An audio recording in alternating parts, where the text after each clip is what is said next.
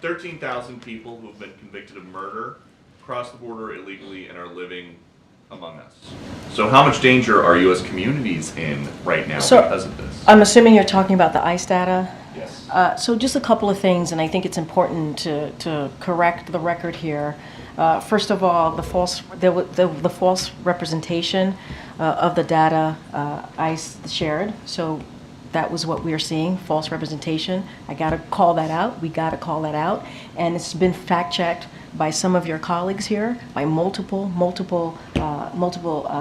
outlets that has been debunked on what has been falsely misrepresented here. So we have to call that out. And so, look, can you clarify what the misrepresentation is? The numbers that is being put out about how many people are out has been falsely represented here. If you look at the total returns and removal of the past year, that has been higher than every year under the previous administration since 2010, if you look at it. And if we're going to report something, a data that's out there, we got to do it in a way that is not confusing the American people and certainly not lying. And so this has been fact-checked. And so this is the way that is being falsely represented here is just not okay. And though, got to be really clear about that. On Helene, people in Western North Carolina were drowning in their houses this weekend. Others were losing everything. President Biden was at his beach house, and Vice President Harris was hosting political fundraisers on the West Coast. Is there a reason that they could not be here?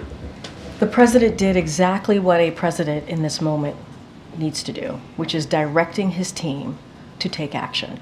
One of the reasons that the FEMA administrator was here in this room on Thursday is the president wanted to make sure that we were sending a message out to folks who were going to be impacted by the hurricane, and also wanted her to share how we were pre-positioning on the ground. Remember, these are folks who do this type of stuff.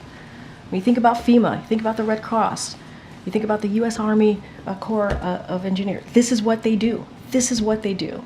And so the president was on the phone. He said this when he was asked a question by one of your colleagues for more than 2 hours yesterday with governors and local elected officials, making sure that they had what they needed. You heard me talk about Governor Kemp and what he said to the president himself. He said this and shared this in a press conference, that the president has provided and said, what else do you need? And he actually said to the president, we have what we need. So, and that's as you know, a Republican governor.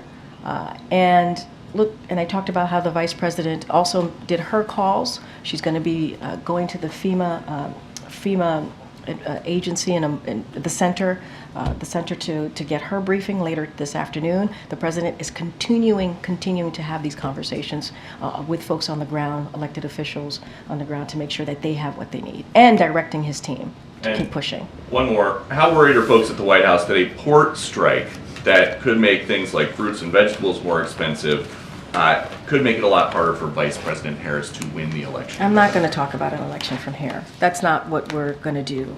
That is, when it comes to making sure that workers are paid and wages and the economy is working, and that we're lowering costs for the American people, that is just the right thing to do.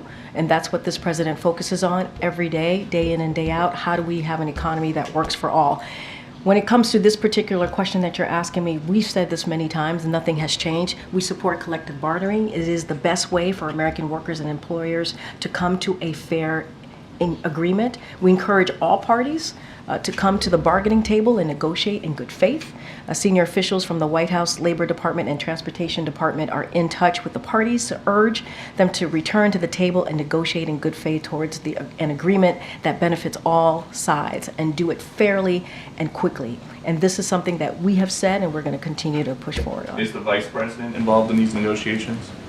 What I can say, I just named the secretaries that are involved: Secretary Pete Buttigieg, Secretary Julie Su, and the Director of National Economic Council, Lael Brainard. What I can say is the President and the Vice President are being regularly updated about the situation. And I know there's a question about the Taft-Hartley. We have never invoked the Taft-Hartley to break a strike, and are not considering doing so now.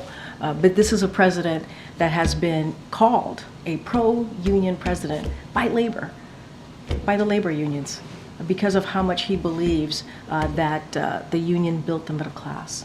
And so that's what you're going to continue to see from this president. He'll stay regularly updated.